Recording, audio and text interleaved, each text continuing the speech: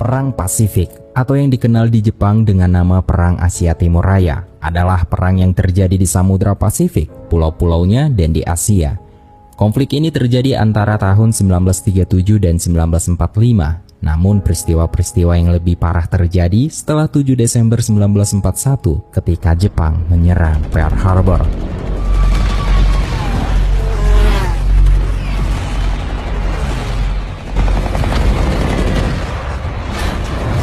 Perang Tiongkok-Jepang kedua antara Kekaisaran Jepang dan Republik Tiongkok telah berlangsung sejak 7 Juli 1937 dengan permusuhan sejak 19 September 1931 karena Jepang melancarkan invasi ke Manchuria. Namun ini lebih diterima secara luas bahwa Perang Pasifik itu sendiri dimulai pada 7 dan 8 Desember 1941 ketika Jepang menginvasi Thailand dan menyerang koloni Britania di Malaysia, Singapura, dan Hong Kong, serta serangan mendadak Jepang ke pangkalan militer dan Angkatan Laut Amerika Serikat di Pulau Wake, Guam, Filipina, dan Pearl Harbor.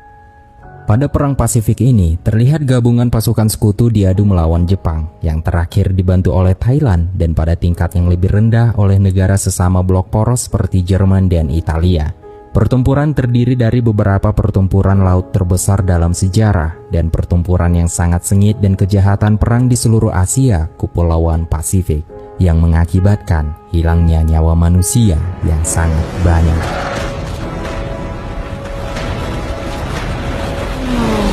Jadi pada kesempatan kali ini saya mencoba menjelaskan sebuah film dengan judul The Pacific.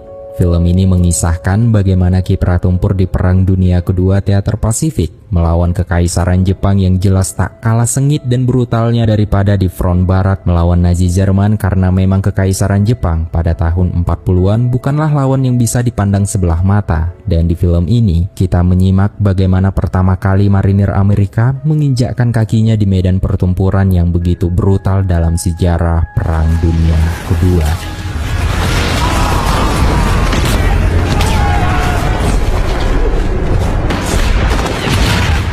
Sebelum kita masuk ke dalam isi ceritanya, saya mau ingatin kalau di video ini berisi full spoiler dari film The Pacific.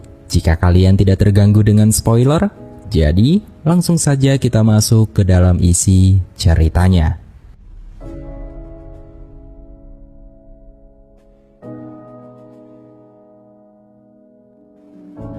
Film dibuka di bulan Desember 1941 di Amerika. Seorang pria bernama Robert Leakey tampak sedang keluar dari gereja dan ia sangat senang ketika bertemu dengan Vera, wanita yang ia puja selama ini. Ia mengatakan pada Vera bahwa ia akan bergabung dengan marinir Amerika. Namun sayangnya Vera menanggapi dengan biasa saja. I joined the Marines. Thought I'd do my bit. Well, if I don't see you before you go. Di markas marinir, briefing singkat sedang diadakan oleh Letnan Kolonel Chester Fuller menerangkan bagaimana Kekaisaran Jepang bergerak dengan kecepatan luar biasa untuk menguasai Asia Tenggara dan Samudra Pasifik. Dengan aksi yang telah terjadi, Jepang seakan-akan sedang dalam proses ingin merebut separuh bumi, dan jelas menjadi tugas marinir Amerika untuk menghalangi proses imperialisme Jepang yang sedang berlangsung. Japanese are in the process of taking half of the world. The uniform that you wear, the globe and anchor emblem that you have earned, will make the difference between the freedom of the world and its enslavement. December 7th was quite a day. Pearl Harbor, Hawaii. Places called Guam, Wake, Malay Peninsula, Hong Kong, the Philippine Islands. Setelah hari Natal tahun 1941, seorang pemuda bernama Eugene Slade tampak menangis setelah divonis oleh dokter yang juga ayahnya sendiri jika fisiknya tak mumpuni untuk bergabung menjadi marinir karena ia mengalami lemah jantung.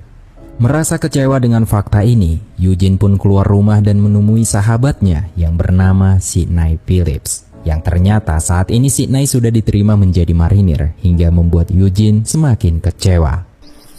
I wish we were going together. Kemudian kamera menyorot jauh di Pasifik, tepatnya di rangkaian Kepulauan Salomon di Pulau Guadalcanal pada 7 Agustus 1945. Armada Amerika sudah merambah dengan kapal-kapal perangnya dan terlihat pertempuran di berbagai sisi sedang terjadi. Di atas salah satu kapal, para marinir muda ini sedang di briefing tegas sebelum pada akhirnya dikirim merapat, menaiki landing craft mereka dan akan menginjakan kaki di Guadalcanal yang akan menjanjikan tragedi berdarah. Semangat dan keteguhan mereka masih menyala-nyala meski memang saat ini area pantai sudah dikuasai sepenuhnya oleh marinir yang lebih dulu sampai di tepian dan tak ada penampakan dari serdadu Jepang. Beberapa saat kemudian, Lecky mendengar kabar jika pasukan Jepang menarik diri jauh ke dalam hutan, sehingga para marinir digerakkan maju menyisir kebun kelapa dengan rapatnya ilelang. Beberapa jam kemudian, mereka menemukan sisa-sisa perlengkapan dan pertahanan tentara Jepang.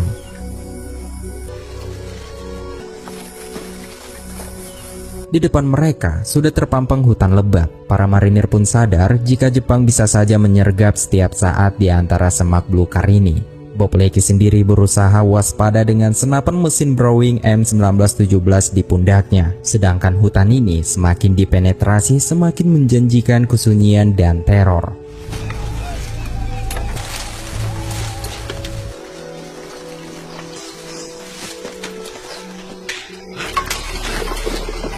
Siang berlalu dan malam datang membawa hujan tropis. Musuh pun masih tak nampak. Para marinir dari resimen pertama dan divisi yang akan terlelap tidur tiba-tiba mendengar tembakan berbunyi keras dari salah satu marinir yang sedang berjaga. Ternyata insiden tadi malam ialah salah tembak di kubu marinir sendiri yang sayangnya menewaskan petugas medik mereka. Berusaha melupakan kejadian ini, Lecky pun melanjutkan perjalanan dan kali ini mereka menargetkan akan sampai di puncak sebuah bukit. Pada malam harinya, jauh di lautan, para marinir ini menyaksikan sendiri bagaimana Angkatan Laut Amerika sedang keras meladeni armada Jepang. Beradu meriam dan ganasnya tembakan membuat pemandangan mengerikan dari arah pulau. Di pagi harinya, mereka melanjutkan perjalanan dan saat tiba di pinggir laut, mereka sadar bahwa pertempuran di laut semalam, armada Amerika lah yang mengalami kekalahan dari Jepang. Amerika terpaksa kehilangan 4 kapal penjelajah atau cruisernya yang langsung membuat Laksamana Tuner mundur melarikan diri, sekaligus meninggalkan marinir divisi pertama sendirian di Guadalcanal tanpa backup dan suplai dari kapal angkatan laut. Hari pun sekali lagi berganti malam dan yang ditunggu akhirnya beredar. Sorot suar menyala dalam gelap. Tentara Jepang melakukan pengintaian, berusaha menilik tepat posisi marinir. Meski pada akhirnya tak ada adu peluru terjadi dan ini cukup untuk meneror para marinir. Keesokan harinya, ketika mereka melihat kapal kekaisaran Jepang di lautan, para marinir semakin paham jika hanya ada penderitaan setelah ini. Karena Angkatan Laut Amerika sudah lenyap dari kemarin yang tak berdaya menghadapi anak buah Laksamana Isoroku Yamamoto. Di malam harinya, di area sungai Aligator, Lecky mendengar adanya pergerakan di seberang kali. Dan ini pun dibarengi dengan seluruh kawannya bersiaga penuh sampai akhirnya baku tembak pun terjadi.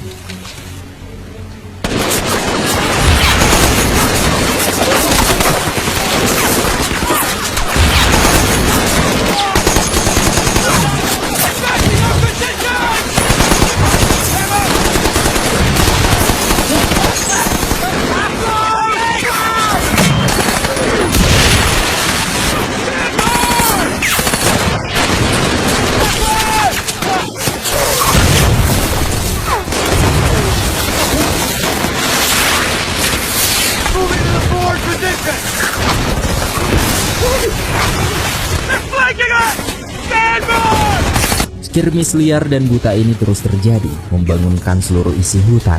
Mortar-mortar pun dihantamkan. Seketika marinir tahu jika Jepang berusaha mengepung mereka dari kiri.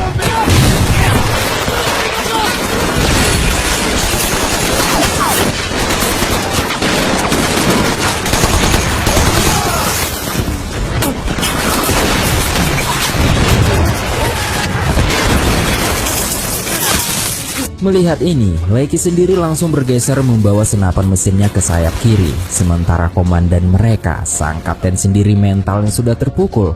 Jepang pun masih bergerak mengepung meski sudah berhujankan mortar marinir. Hal ini memaksa Lecky juga ikut berpindah tempat dan berusaha memberi tembakan cover untuk kawan-kawannya. Dan pergerakan Lecky ini terbukti ampuh karena akhirnya ia bisa memberendel habis serdadu Jepang yang kedapatan menyeberangi sungai di sebelah kiri.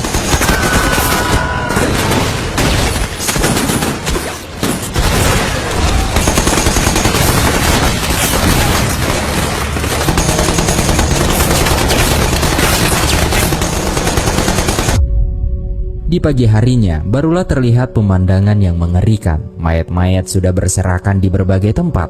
Para marinir sangat kebingungan melihat pertempuran semalam. Serdadu Jepang seakan tak punya taktik khusus dalam serbuan semalam. Seakan mereka hanya maju untuk ditembak oleh marinir. Sampai satu insiden khas serdadu Jepang pun terjadi, dan ini disusul dengan serangan setor nyawa oleh serdadu Jepang.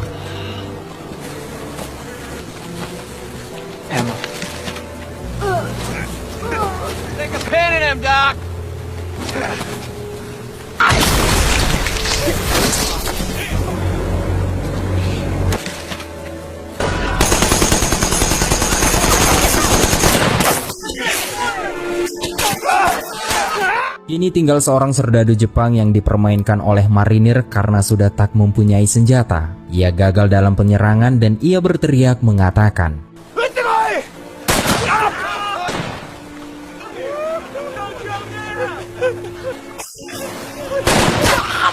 Lecky yang melihat itu, barulah kini ia tahu jika sebenarnya musuh mereka juga seorang manusia biasa yang sudah demikian lama melewati pertempuran yang berat dan parah. Merasa kasihan, Lecky pun memutuskan untuk menembak tepat di jantungnya.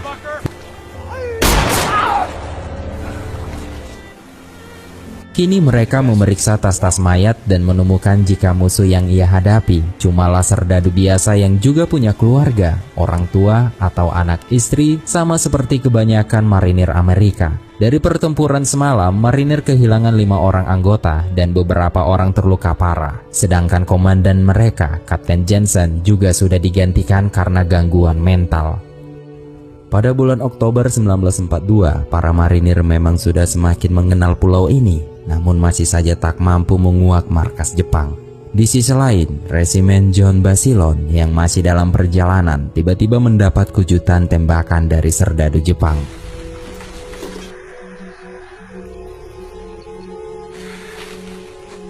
You see Briggs?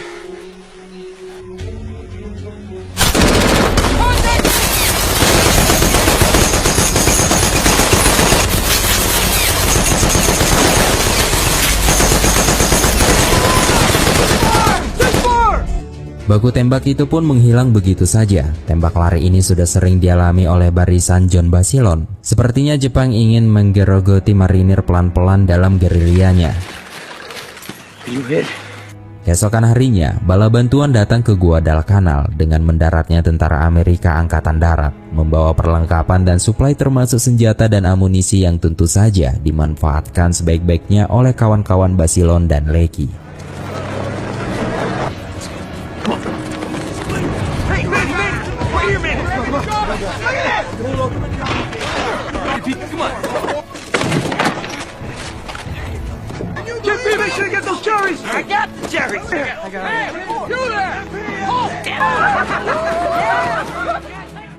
Setelah aksi pencurian liar ini, Lecky pun membagi hasil jarahannya kepada kawan-kawan. Namun kegembiraan ini hanya sekejap saja karena pada tengah malam kawasan mereka dihujani bom oleh tentara Jepang.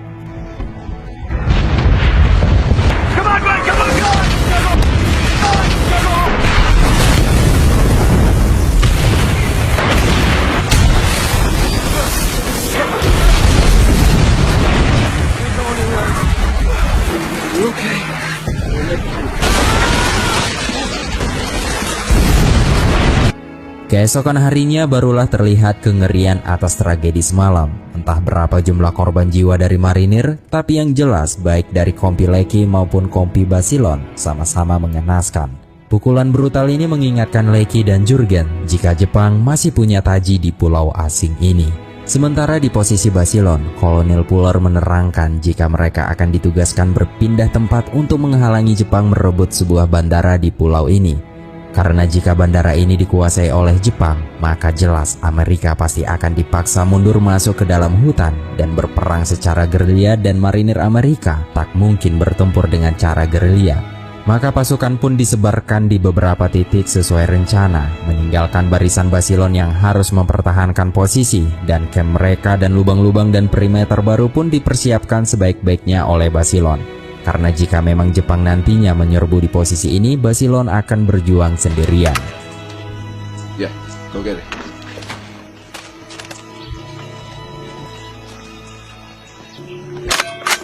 Sementara itu, melihat situasi Bob Leakey, kabar jika Jepang bergerak ingin merebut bandara telah tersebar. Sama dengan kondisi Basilon, pasukan di Kompi dan batalion Leakey ini juga semakin sedikit jumlahnya. Only the officers get the lucky strike. It's on the line, but don't have enough cooks. Well, same old story for the First Marines. Pada malam harinya, Letkol Puller mendapat kabar dari intelijen jika ada sejumlah besar pasukan Jepang bergerak ke posisinya. Puller sendiri memerintahkan anak buahnya agar tak menyerang dan menahan tembakan selama mungkin, dan tiba-tiba di luar sana baku tembak terjadi.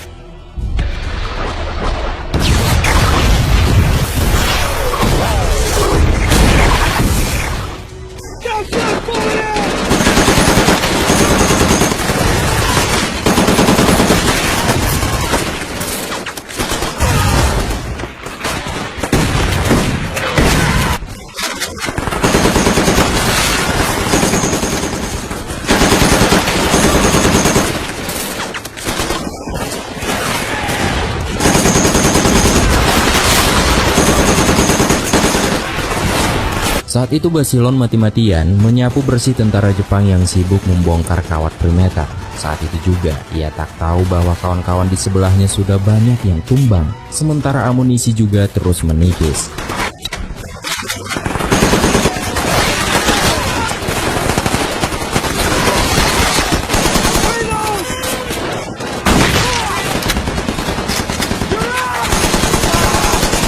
Sampai akhirnya jumlah Jepang membanjiri medan ini, memaksa Basilon menarik mundur peletonnya, namun malah terlibat duel jarak dekat.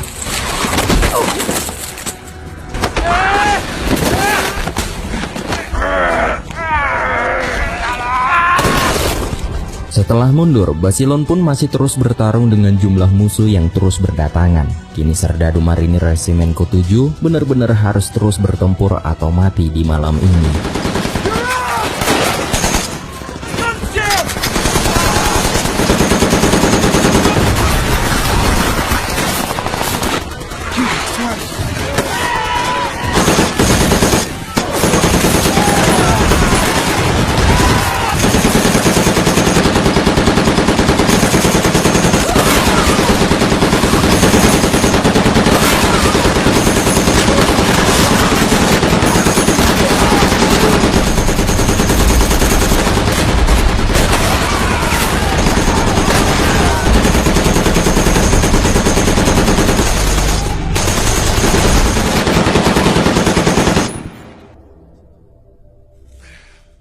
Keesokan harinya, Basilon menemukan apa yang dilihat oleh Bob Leakey jika Jepang benar-benar brutal dalam menyerang. Setiap serdadunya seakan bernyali dan bernyawa ganda, menyerang tak memperdulikan keselamatannya sendiri, dan hasilnya pagi ini hanya serakan mayat-mayat yang tak terhitung jumlahnya.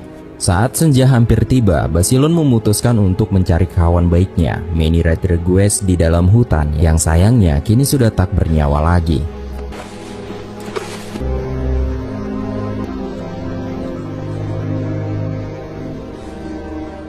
Di sisi lain di Amerika, Eugene Slade yang sampai hari ini masih terus diperiksa oleh ayahnya mengenai jantung lemahnya. Namun Eugene tetap bersikukuh hingga ayahnya pun tak kuasa menghalangi niat anaknya untuk bergabung menjadi marinir Amerika. Desember 1942 dan marinir masih bertahan di Guadalcanal. Bob Leakey masih terus rutin mengirim surat untuk Vera, sang pujaan hati. Dan selain Natal, kabar gembira yang lain ialah bahwa mereka akan segera diangkut keluar dari Guadalcanal. Setelah Bob Leakey dan John Basilone beserta divisi pertama Marinir Amerika berperang selama 4 bulan di Guadalcanal, Kepulauan Salomon di Pasifik, kini kapal yang mengangkut mereka bersandar di pelabuhan Melbourne di selatan Australia. Sorotan media tanpa henti membuat para marinir divisi pertama ini disambut bagai pahlawan.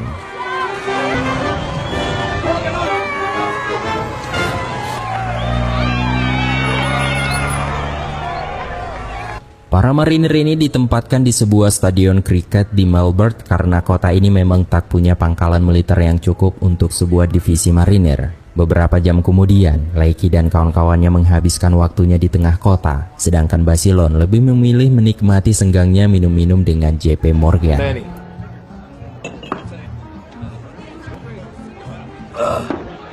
Pada malam harinya, Leakey yang juga sudah mabuk menyempatkan dirinya berkenalan dengan seorang gadis bernama Stella. Walk with me, you never know what the future may bring. Collect me at home. Hari berganti dan kini Basilone sedang dimarahi oleh Letkol Puller karena ulah mabuk-mabuknya semalam. Namun di sini Letkol Puller menerangkan jika John Basilone akan segera dianugerahi Medal of Honor, sebuah medali tertinggi untuk serdadu Amerika. President Roosevelt found you worthy. Can't help but notice I'm not alone in this, sir. You are about to be awarded. You're about to go where very few Marines have ever been. Congratulations, old man. Beberapa hari kemudian, dalam apel pagi yang dihadiri oleh semua resimen divisi pertama, John Basilone resmi menerima Medal of Honor yang dikalungkan di dadanya. Namun medali ini nantinya pasti hanya akan menjauhkan dirinya dari teman-temannya.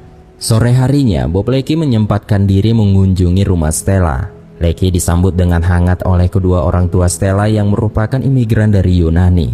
Sambutan ramah ini membuat Leakey sangat bahagia. Sudah lama ia tak merasakan kehangatan keluarga. Yang ia tahu selama ini hanyalah amarah dan dendam pasukan Jepang. Leakey pun akhirnya menginap di rumah Stella dan sejenak melupakan Vera yang selama ini belum mendapatkan balasan surat yang dikirim Leakey. Di stadion kriket, di mana mimpi buruk Basilone menjadi kenyataan setelah menerima medali dan dicap sebagai pahlawan oleh Markas Pusat Marinir. Ia ditugaskan untuk menjual surat utang bagi para warga Amerika, alias menjadi sales obligasi. Hal ini sangat lumrah pada saat itu karena Amerika membutuhkan banyak sumber daya tempur untuk tetap bisa bertempur, baik di Eropa, Pasifik, dan Atlantik. Dan pemerintah sendiri tak akan cukup membiayai keperluan perang ini dan jelas membutuhkan sumbangan dari uang pribadi para warganya melalui World Bonds. Untuk ini pada era Perang Dunia Kedua, wajar terjadi ketika pemerintah Amerika menjual World Bonds pada rakyatnya. Dan John Basilone di sini diminta menjadi semacam sales marketingnya setelah dikemas dengan takjuk pahlawan dan serdadu yang hebat. Karena tanpa ada uang rakyat, Amerika pasti jelas akan kesusahan untuk tetap bertahan di Perang Dunia Kedua. Untuk keperluan ini, Basilone akhirnya dikembalikan ke Amerika untuk dijadikan ikon perang selebriti yang heroik demi kepentingan pemerintah. Di sisi lain, Bob Leakey yang menghabiskan waktunya bersenang-senang dengan kekasih barunya Stella serta kedua orang tuanya. Dan beberapa hari lagi, stadion kriket ini pun dikosongkan. Para marinir diangkut menuju ke sebuah wilayah gersang berjarak 160 kilo dari pusat Melbourne. Mereka ditugaskan untuk bermarching kembali ke Melbourne dalam jangka waktu hanya 3 hari dan diberi bekal sekantong kismis dan juga sekantong beras. Marching ini jelas sangat mematikan bagi para marinir. 3 hari kemudian, para marinir yang sudah kelelahan setengah mati ini berhasil kembali ke stadion kriket dan Leakey pun kembali mengunjungi Stella yang ternyata Stella malah memutuskan untuk tak berhubungan lagi dengan Leakey karena takut akan kehilangan Leakey jika suatu saat Leakey mati dalam pertempuran. Stella seakan tak mau jika keluarganya bersedih hati. Putusnya hubungan asmara kedua ini membuat Leakey tenggelam dalam alkohol dan kesedihan. Hingga saat kembali ke stadion, Leakey yang diminta tolong oleh Eller untuk menjaga sebentar selama ia ke toilet malah mengancam salah satu perwira, yakni Letnan Horgan. Horgan lantas mempermasalahkan kecerobohan kedua anak buahnya ini, sehingga Leakey dan Eller pun langsung dihukum dan diputuskan jika Leakey ditransfer menuju ke intelijen. Sementara Eller yang sudah berpangkat kopral ini diturunkan sekali lagi menjadi private. Sementara itu, di situasi Basilon, ia benar-benar dipulangkan ke Amerika. Rangkaian propaganda pun juga sudah disiapkan untuknya agar rakyat Amerika terayu dan membeli Washburn demi keperluan perang. Ia pun akhirnya berpisah dari kawan baiknya selama ini, yaitu JP Morgan. Keesokan harinya, para marinir keluar dari Australia menuju ke Tanjung Gloucester atau Camp Gloucester. Mereka tampak santai dan bahagia, belum mengerti apa yang akan menyambut nantinya. Di tempat lain, kita menyimak pemuda yang memiliki lemah jantung, yaitu Eugene Slade pada Desember 1943, yang ternyata kini Eugene Slade berhasil menjadi marinir Amerika dan sedang berlatih mortal.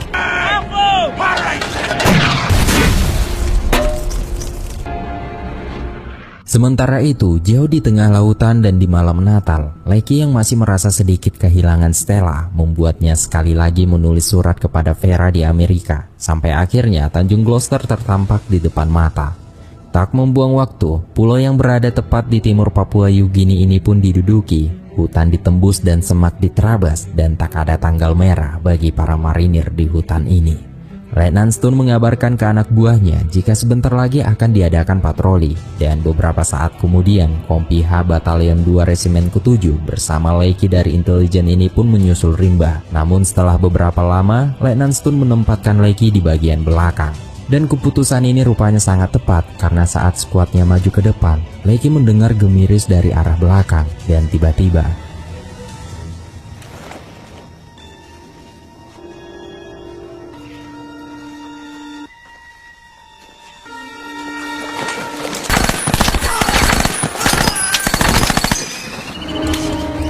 pada malam harinya, para marinir terpaksa tidur dalam keadaan hujan. Hujan pertama yang mereka rasakan, dan hujan yang semakin membuat mereka menderita ke depannya. Dan saat hendak tidur, tiba-tiba pasukan Jepang langsung melakukan penyerangan.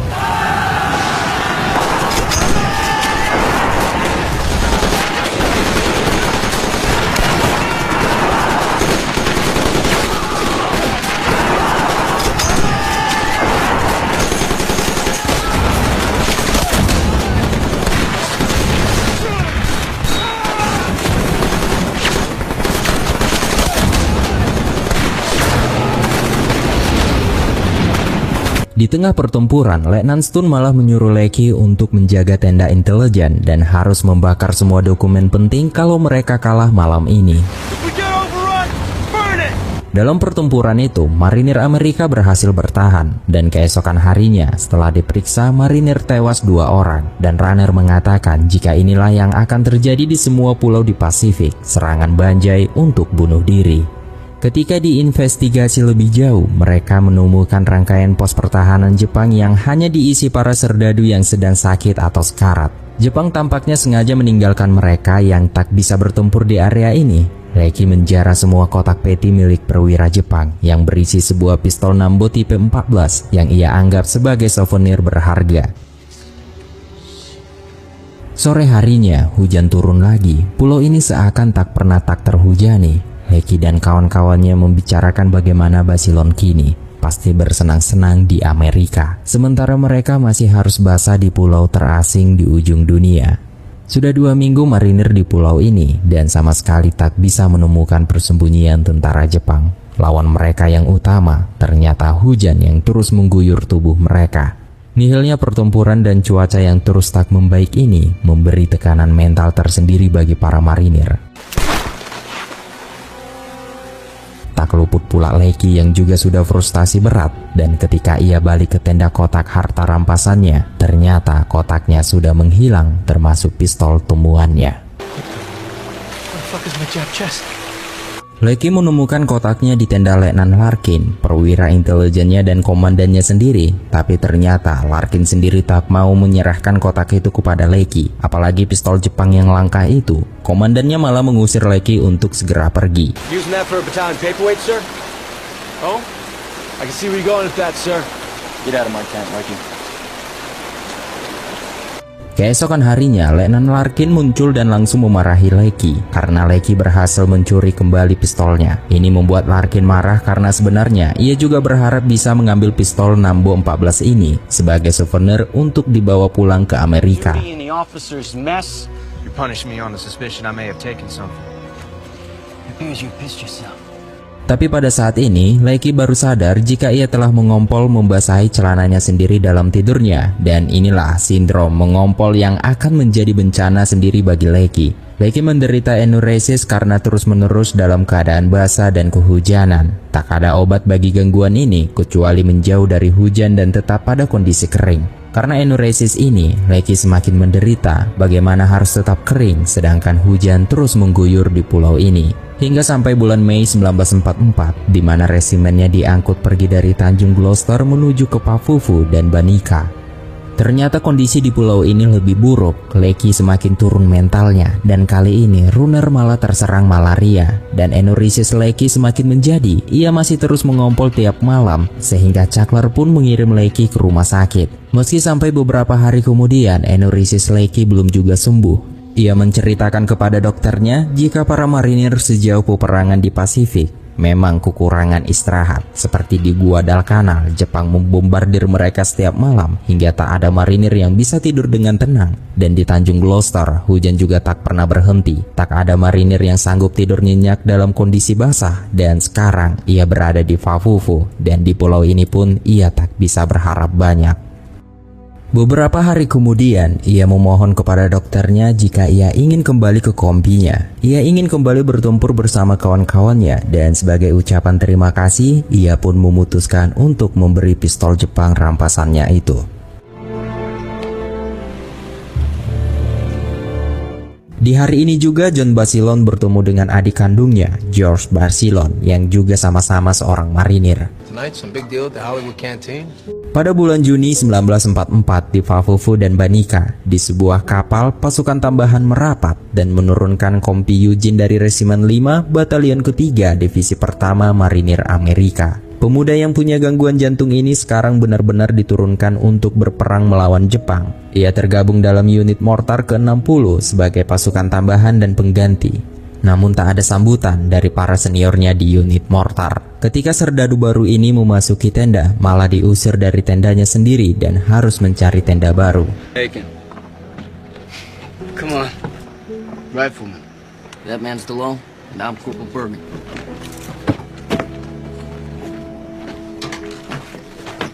Saat di tengah jalan, ia bertemu dengan sahabatnya, yaitu Sidney Phillips.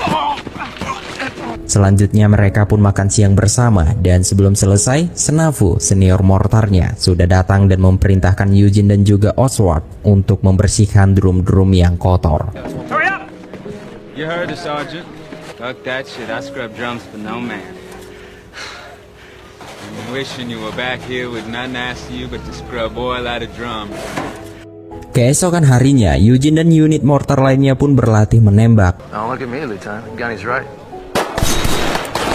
Dan ketika selesai, ia menemukan jika tenda Sidney Phillips sudah kosong. Ternyata sahabatnya sudah kembali ke Amerika dan Eugene langsung berlari untuk mengucapkan perpisahan. Namun semuanya sudah terlambat, kapal yang dinaiki sahabatnya sudah berlayar. Kemudian film maju ke September 1944 di Pulau Paleo di utara Papua. Marinir Divisi Pertama bersiap sekali lagi untuk mendarat dan ini akan menjadi pengalaman tempur yang pertama bagi Eugene Slade. Dan kini di depannya pun bau mesiu serta asap dan api sudah tersaji di pulau ini.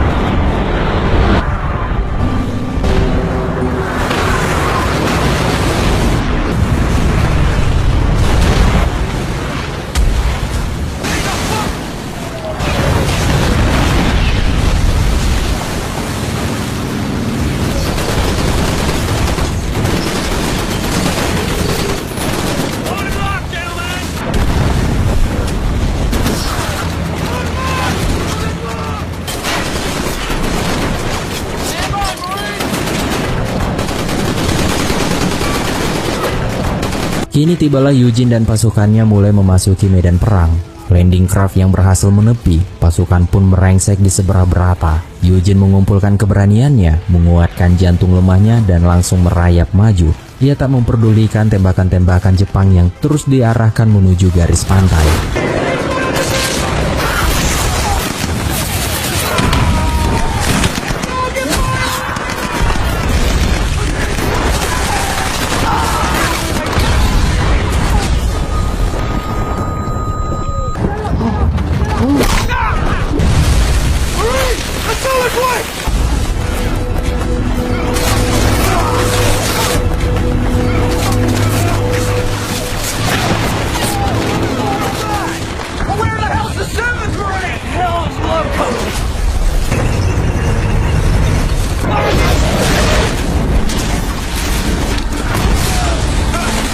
Sementara itu, di tempat yang sama, kompi Bob Leckie juga sudah sampai dan ia melihat korban sudah banyak yang berjatuhan. Pulau ini tak sama dengan kedua pulau yang sudah dikunjungi sebelumnya, dan memang korban dari marinir terus membengkak. Sedangkan Eugene sudah diambang ketakutan, namun ia tetap berlari menyusul kawan-kawannya.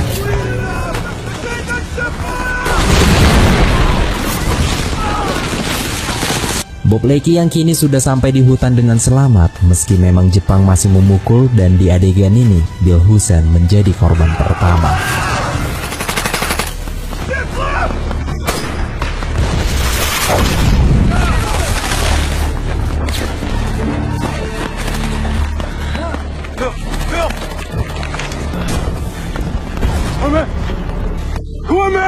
Sedangkan Eugene dan teman-temannya yang masih terus bergerak maju berusaha menghindari hujan artileri di area pantai, sampai akhirnya mereka berhenti di sebuah titik. Sersan Henny menerima kabar jika unit mortar ini harusnya berada di selatan Bandara Peleliu, bukan di area ini. Maka pergerakan pun dimulai sekali lagi, menerobos derasnya artileri Jepang yang belum mau berhenti, hingga mereka sampai di bandara militer yang sudah dijadikan pos pertahanan oleh Jepang.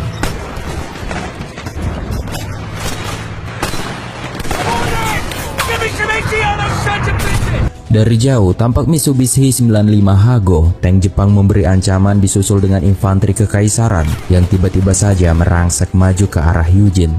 Melihat itu, mereka langsung mengisi peluru mortar dan langsung diluncurkan ke arah musuh.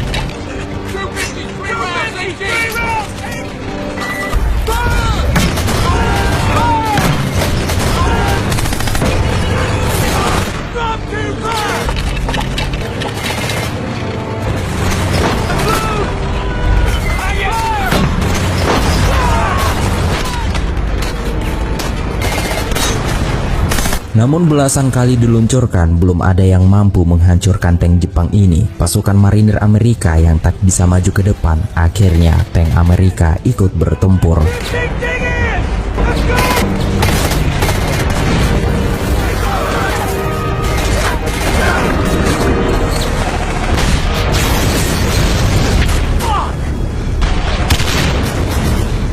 Kita menyimak Bob Leckie yang sekarang sudah kembali ke pelotonnya setelah menolong Bill Husser. Mereka tiba di sektor yang sama dengan posisi unit mortar Eugene. Saat itu, Eugene sendiri sedang mengamati Senafu yang dengan sadisnya berusaha mencabut gigi emas mayat Jepang dengan belatinya.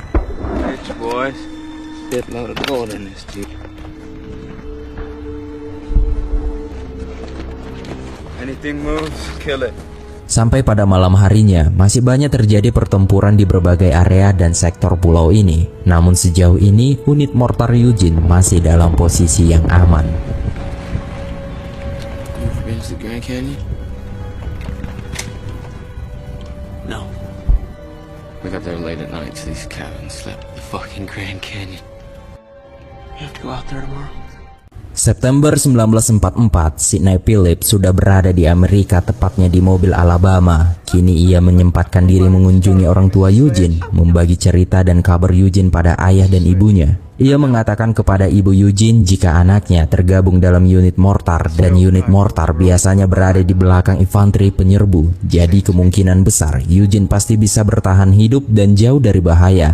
Tapi sebenarnya cerita Sidney Phillips ini tak 100% sesuai fakta, karena di Peleliu sendiri, tepatnya di sekitar area bandara Amerika, masih belum sepenuhnya marinir Amerika berhasil menguasai landas pacu ini. Infrastruktur bandara ini memang sudah hancur lebur karena saking seringnya digempur oleh Amerika, tapi tampaknya ini tak membuat pasukan Jepang yang mempertahankan wilayah ini menyerah begitu saja. Ditambah lagi di semua resimen, air menjadi langka, teror hidrasi menghantui, dan semua marinir juga semakin lelah. Bahkan air yang ada di sana pun sudah diracuni oleh kubu Jepang. That fucker's poisoned it. It's poison. Got our orders. The entire division's moving across the airfield at 0900. First and second platoon will lead, followed by weapons and third platoon. Semuanya pun mulai bersiap, dan bisa saja ini merupakan aksi penyeberangan mereka yang terakhir kalinya. Bisa saja ketika sampai di seberang, mereka hanya tinggal nama. Eugene sendiri melupakan lemah jantungnya karena di ujung sana Jepang sendiri terus mengintai dengan senjata senapan mesin dan mortar. Dan ketika Jepang melihat pergerakan dari pasukan marinir Amerika, artileri Jepang pun langsung diluncurkan. Semua anggota divisi termasuk Resimen Slate dan Resimen Lecky menyeberang bersamaan seakan sengaja menerjunkan diri mereka ke api yang dikirim oleh Jepang. Dan sangat disayangkan sebelum sampai di seberang, pasukan Amerika banyak yang gugur.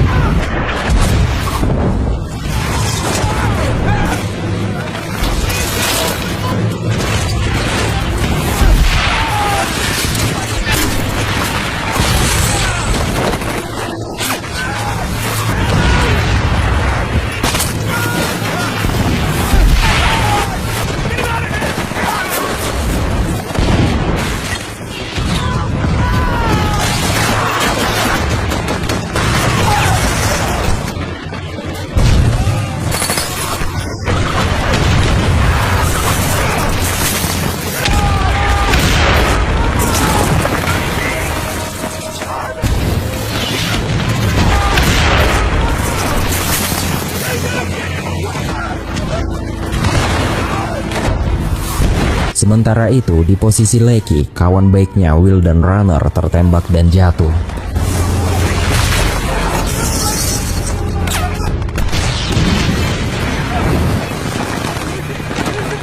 Eugene sendiri menahan gemetarnya, terus berlari ke depan. Ia mengikuti Senafu dan senior lainnya.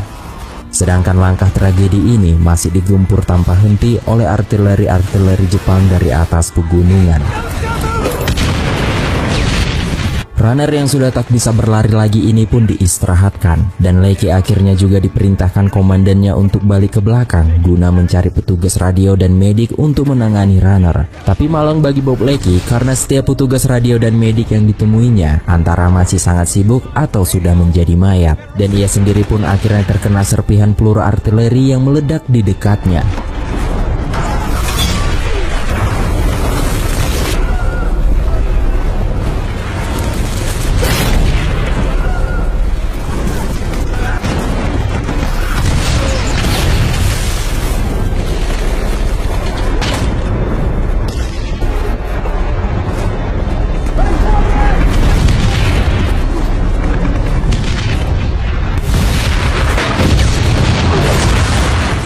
Berbeda situasi dengan Resimen 5, Eugene Slate yang masih ngeyel untuk menyerbu maju, tak peduli berapa banyak anggota yang hancur lebur terkena pukulan musuh. Bahkan Senafu sendiri akhirnya juga terjatuh karena artileri.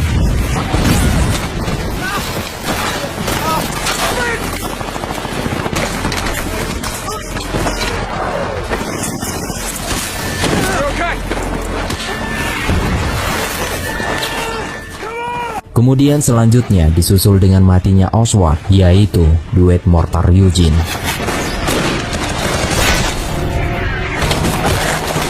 Tapi sebelum giliran sial untuk Eugene tiba, dari langit mesin pesawat Amerika sudah meraung dan langsung menghujani pertahanan Jepang dengan bom pesawat tempur Amerika. Beberapa menit kemudian, Resimen Eugene akhirnya bisa mempenetrasi gedung dan membasmi semua pasukan Jepang.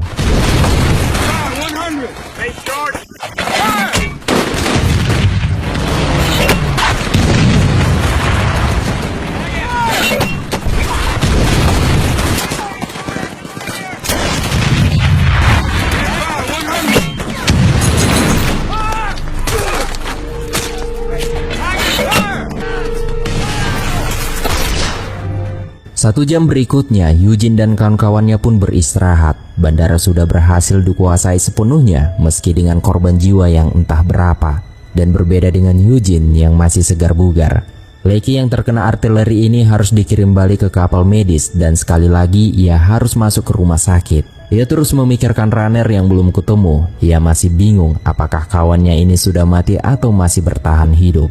Keesokan harinya, perintah baru pun sudah turun. Kapten Holden dan Kompika diharuskan mengintai maju ke arah perbukitan dan gunung, berusaha menyimak posisi pasti artileri milik Jepang. Maka perjalanan yang melelahkan ini pun dimulai. Sedangkan air masih langka dan tenaga semakin terkuras, tapi kaki-kaki ini tak boleh berhenti dalam misi ini, terus berjalan pelan ke arah tujuan.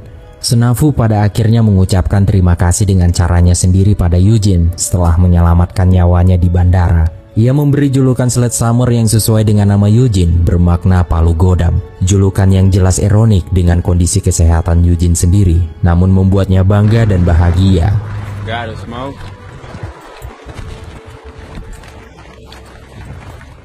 Ketika sampai di lokasi posisi dan penataan pertahanan, beberapa skuad dikirim oleh Kapten Holden untuk mengintai lebih jauh. Hingga di satu titik, Kapten Holden memutuskan untuk maju sendirian, dan tiba-tiba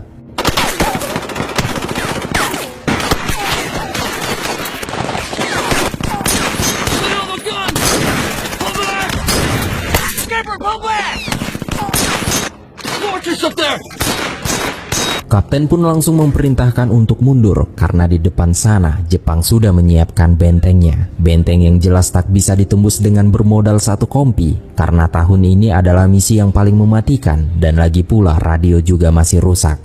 Kapten Holden pun memutuskan untuk kembali ke pos divisi yang jauh di belakang. Ia menyuruh beberapa anak buahnya di sini untuk jaga malam sampai ia menyusul esok hari.